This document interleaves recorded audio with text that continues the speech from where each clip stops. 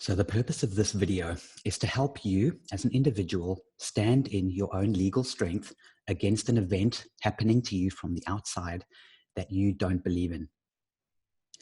I'm going to use the example of vaccines. It doesn't necessarily mean this technique I'm going to show you only applies to vaccines. It can be applied to many things. However, I'm going to use vaccines as an example because it's topical right now, and it does actually make for a very good example for this technique I'm going to show you. It creates almost like a legal shield around you. It is not impenetrable. You have to do certain things to maximize its chance of working. And by no means am I giving you legal advice. What I'm sharing with you is something that I've learned over many years and applied in court myself. I have gone into the black hole itself. I've seen it. I was on that event horizon. I've seen the darkness. I've worked and studied till I'm blue in the face.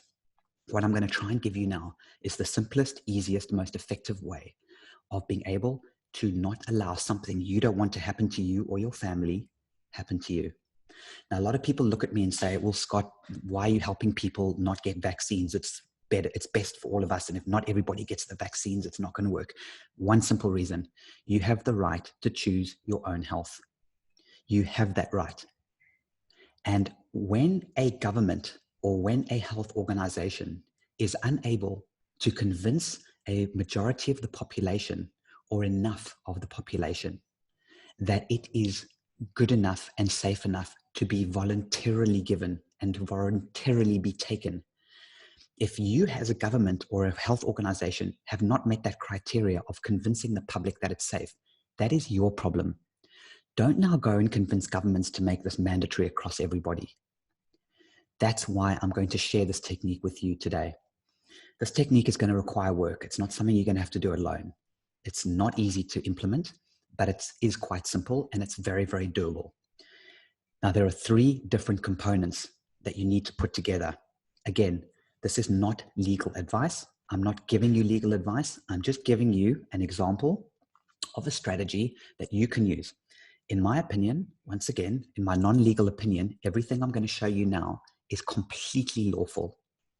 So it's not about some weird, shady, underhanded stuff. It's completely lawful, and everything in it is going to be, once again, in my opinion, acceptable by your normal kind of legal codes of conduct or moral and ethical codes of conduct. In other words, it's not this weird conspiracy stuff, but at the same time, it makes a very strong point to the kind of typical legal community that, hey, dude, we have rights too, and we can use your system against you if we believe it is being used unfairly against us. Okay, now let's talk about these three things that, in my opinion, need to fall into place. If you're in America right now, this technique will work very well, along with other sort of Western countries, UK, Australia, South Africa, many countries, Europe even as well. As you get to more into the Asian countries, it becomes more and more difficult, but still powerful. So you need to localize what I'm teaching you here. You need to bring it into your own communities, beyond your family, but into your communities.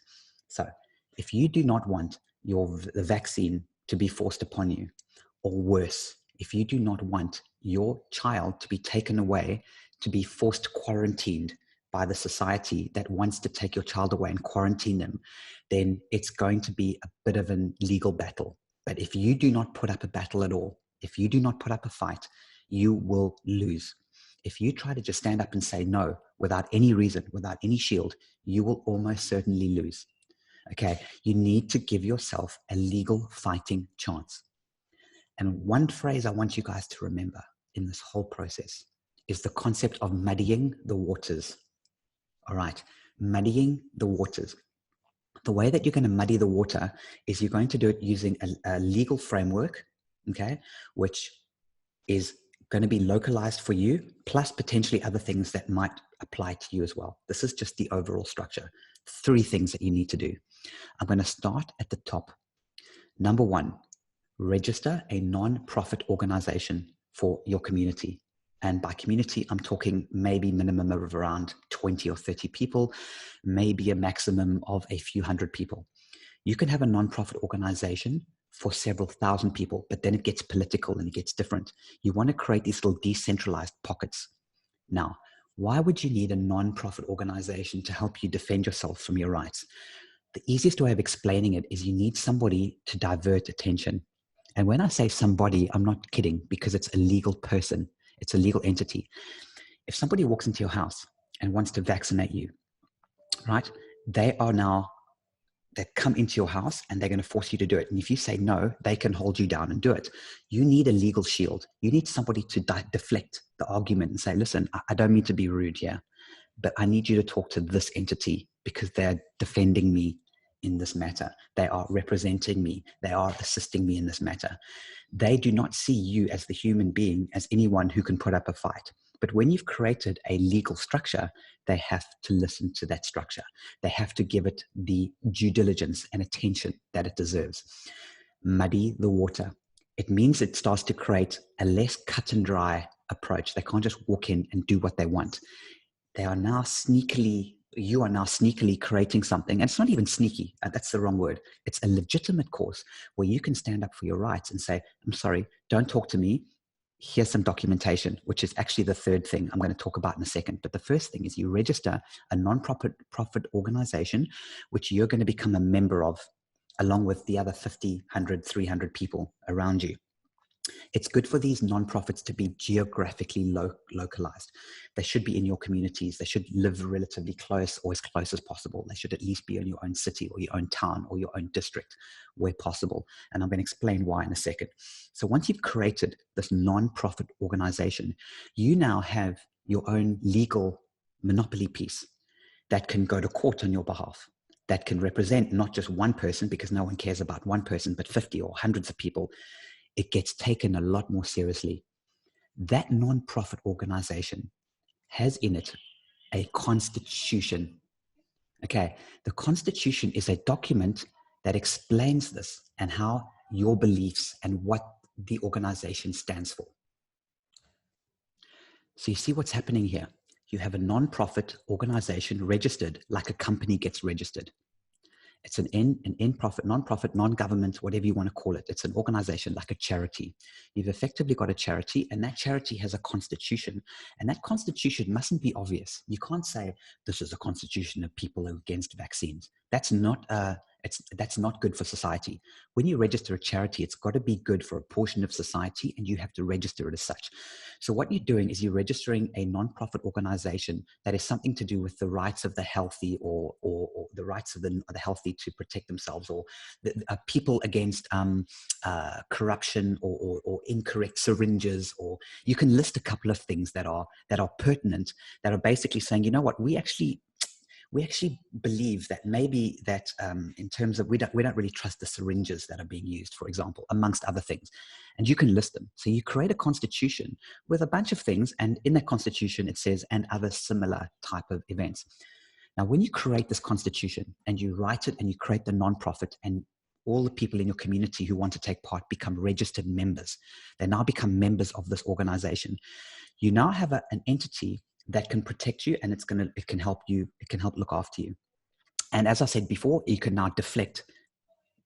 Listen, I'm sorry, it's like a union. Don't talk to me, talk to my union. Don't talk to me, talk to my lawyer. Don't talk to me, talk to this nonprofit organization, because I'm a member of them. They're protecting my rights, and they said I should not answer any of your further questions, or I should not partake in this any further. Now, what am I going to say is the absolutely most critical thing about this whole video. So what I'm about to show you now is so fundamentally pivotal that if you don't do this, everything else is going to fail. And it goes back to the concept of muddying the waters. All right, now you need to listen, please listen carefully, because this is so important. You need to not accept and not reject the vaccine or whatever it is that you're trying to avoid happening to you. It's not, you need to not accept or reject it. In other words, you cannot go out there and say, I reject the vaccine. I'm not going to take this vaccine. Don't do that. It's going to fail. Okay. Because once you reject something specifically, the statute or the law that they're going to pass, or may not pass, let's hope they don't, that makes it mandatory for you to do that thing. The moment you do not comply, it creates a very clear-cut way for them to force themselves upon you. It's going to become very difficult. So you cannot outwardly reject the vaccine.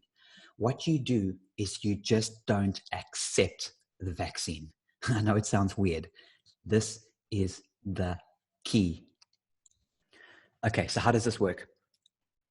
when somebody comes into your house, or if they come into your house and they say, we're going to give you this vaccine, don't say, hey, I'm not going to take this vaccine. Go away from me. Get away from me. How dare you? That is a clear-cut reason for them to say, tick, patient refuses, send in the police, not their problem anymore. You need to not accept the vaccine and muddy the waters. Okay, so now you've got a non-profit organization with a written constitution, and you're a member of this. There's a few other things that have got to take past. You need to do your research in your own local, and you need to possibly get some help on this, but it's not that difficult. You've created the entity, you're a member of it now. There's a constitution. What you then do is you create the next stage, which is actually the third step. The top step, right? The top one is the creation of the nonprofit. The third step at the bottom is a letter or a document. And the document effectively says, in simple, plain English words, dear whoever it happens to be, I wish to voice the fact that I do not consent to vaccinations.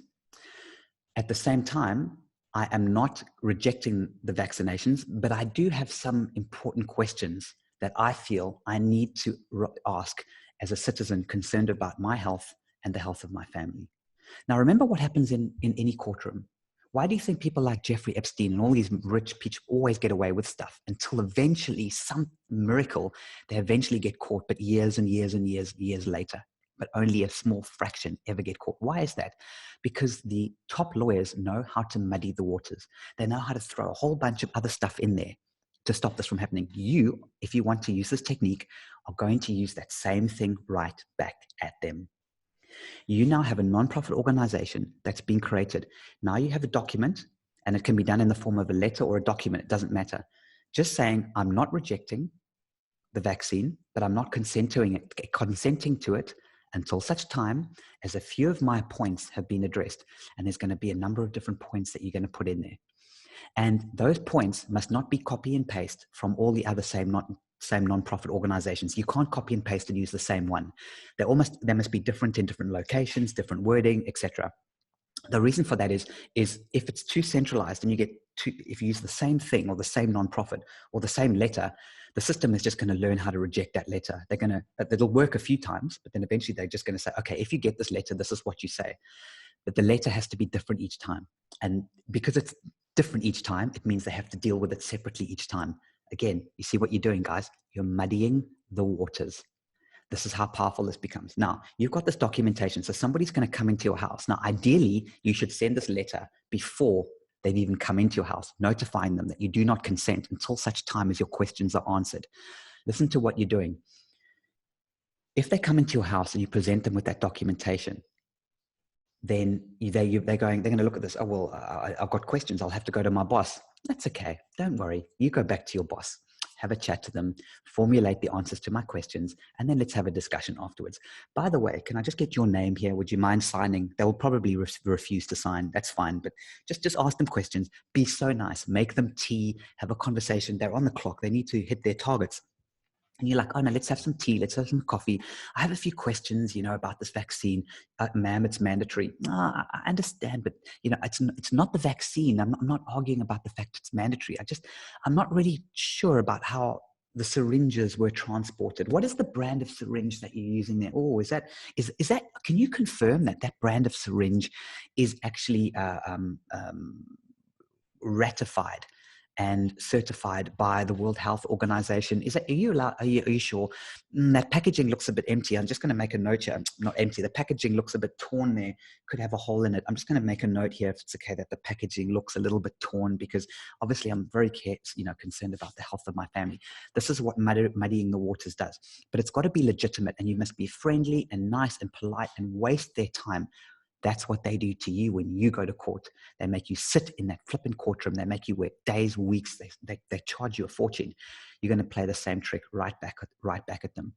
So you now have a situation where you are going to ask questions. It's better to actually send a letter or similar letter before they even arrive at your house to give you those vaccines, or whether they force you to go and queue up.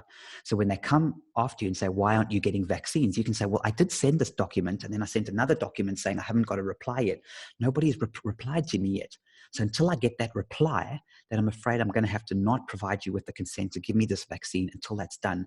By the way, I'm being represented by this nonprofit organization. Would you mind taking it up with them? Now, that nonprofit organization can have legal representation. It can represent people in court. It can muddy the waters even further. And that's what you're looking to do. You're looking to take the fight from a grassroots level and you're looking to move it up into the nonprofit level, into that level, and you can delay it in court for potentially years. Don't forget, guys, that there are going to be constitutional court challenges. There's going to be high court challenges. A lot of stuff is going to happen about these mandatory vaccines. It's going to be a huge, huge, huge fight. There's more going on at the top than we know. Different people are going to be warring against each other to make them mandatory. What you can do is actually help that process. You will actually be helping those few good lawyers out there who are actually fighting for people's rights. And you can help them by using letters like this, but in a very gentle, nice way, working it through a nonprofit organization, because all of those, get this, all of those nonprofit organizations, right? Those nonprofits can all join together against a bigger class action or a constitutional court case. So you're actually giving more power to those different legal entities to help you fight. I know a lot of people want to go off the grid, off the legal grid, just don't even get involved. And I hear you. If you try to do this on your own and stand up, there's a high chance you're going to fail. Maybe you'll get away with it for a year or two, but the chances are it's not going to work. What we're trying to show you guys now how to do this is a way that can work extremely powerfully. Now, if you do these two things, you'll have a very powerful approach. If you do the third thing, you have an extremely powerful approach. The third thing is in the middle. It is a very, very good idea to create decentralized WhatsApp groups or Telegram groups. A lot of people don't like using WhatsApp because of data privacy. What I'm showing you now is completely legal and completely lawful in my non-legal opinion. It's completely legal and completely lawful. So don't hide. Don't hide. Just put it on a normal WhatsApp group. You want them to know. You want the system to know that there's these WhatsApp groups that have been created under these non-profit organizations, and then people in the local neighborhoods are watching to see what's going to happen. And if somebody hears there's a siren going and somebody gets out to force a vaccination or whatever you think may or may not happen, and I'm hoping this will never happen, then somebody's going to film it and it's going to go on the WhatsApp group. And that WhatsApp group is then going to be shared with other WhatsApp groups, because the organizers of one group are going to communicate with the organizers of other groups into this decentralized grid. So all the stuff and all the learnings, and everybody's going to be sharing information and they're going to be learning about what's going on. And this is the information exchange. So the nonprofit is your legal weapon, all right? The letter is your personal weapon. Your WhatsApp groups are your community and data and information exchange weapon. Okay, so you're going to use these three interchangeably. Once you've created these three things, now you can start getting a video. Oh, it looks like somebody's arrived. And if somebody wants to come and vaccinate you, I'm just going to invite my neighbors over WhatsApp group. Guys, please can you just come over and film it, just to let you know we're going to be filming this whole thing from start to finish. Sorry, what was your name again? I just didn't get it for the record. So these are the kind of things that you've got to do, muddy the waters. If you outrightly reject the vaccine, you will probably fail. If you acquiesce to it and you say, yes, I'm happy to have the vaccine, that is your absolute right. What we're saying here is if you can just put the two together, all right, and come up with a middle ground so that those people who don't want to be vaccines don't have it forced upon them. But at the same time, those people that do want it understand there has to be a legal process and a legitimate process that has to be followed, that everything has to be safe and sanitary, and that the people are doing it are the credentials. You have every right to question the credentials of whoever is giving you that vaccine. You have the right to check the credentials of whoever is in charge of that hospital, who they work for. You have the right to check the credentials of the corporations that are there. You have the right to check the branding of whatever it is they're using. This is within your realm of legal strength. And I hope that this video gives you guys the opportunity to feel a little bit better, that you can do something and you can be completely open and completely legal, in my non-legal opinion, and completely lawful, and both parties can actually feel that they are willing to do it, but do it using the proper methodology. And if there is a proper methodology, and these do turn out to be completely safe and the vaccines are working, nobody's getting hurt by them, everything is working, the actual ingredients are made public, all this wonderful thing, then both parties will be happy to accept it and they'll come together. Until such time, you have the right, in my opinion, to say, no, thank you.